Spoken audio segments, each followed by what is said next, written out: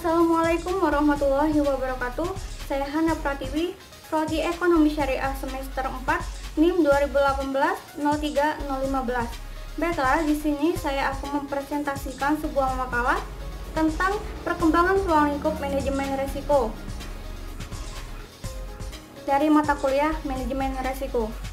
Nah, risiko tentunya sudah tidak asing lagi dalam kehidupan kita. Resiko ini merupakan bagian dari kehidupan individual maupun organisasi.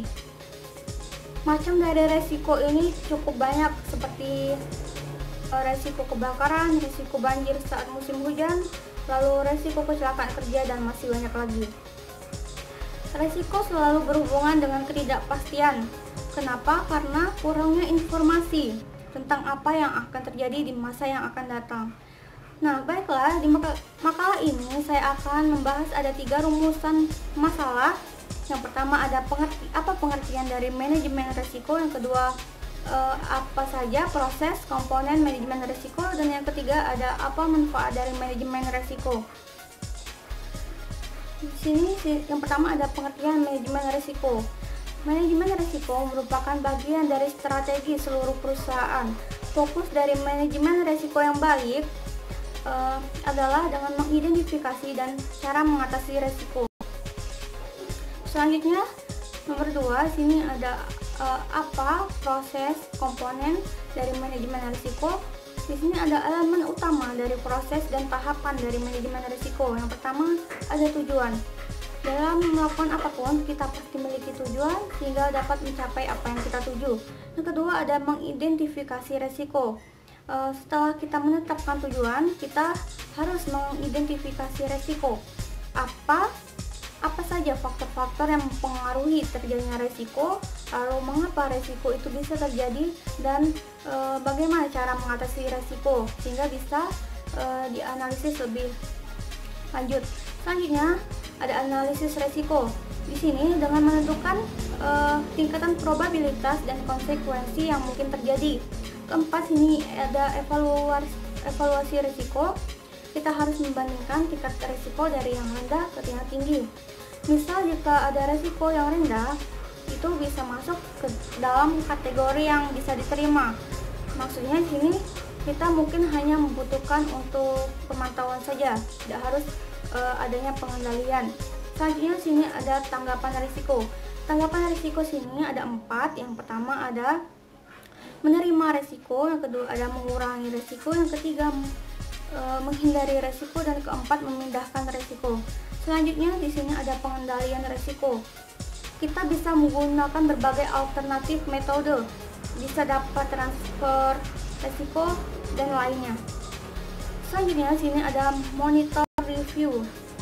Di sini gunanya untuk mengidentifikasi perubahan yang perlu dilakukan. Nomor 8, komunikasi dan konsultasi.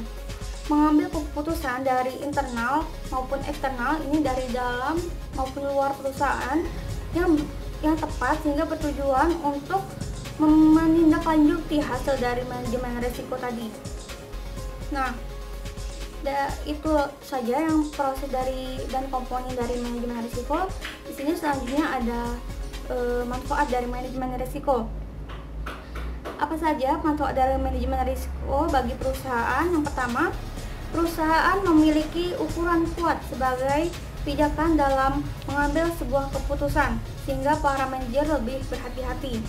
Nomor 2, ada memberi arah bagi suatu perusahaan dalam melihat pengaruh yang timbul baik secara jangka pendek maupun jangka panjang. Nomor 3, ada mendorong para manajer dalam mengambil keputusan untuk selalu menghindari risiko.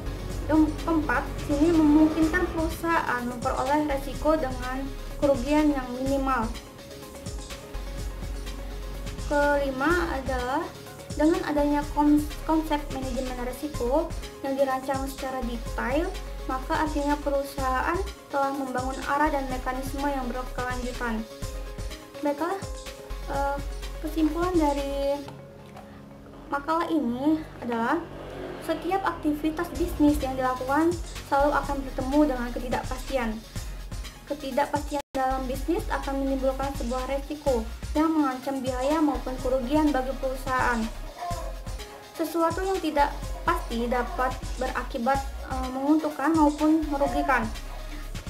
Ketidakpastian menimbulkan keuntungan atau sebuah kemungkinan itu biasa disebut dengan istilah peluang.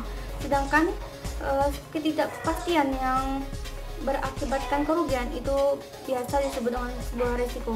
Baiklah, hanya itu saja yang dapat saya sampaikan. Jika ada salah kata, saya minta maaf, dan kepada Allah saya mohon ampun. Wabillahi taufiq wal hidayah. Wassalamualaikum warahmatullahi wabarakatuh.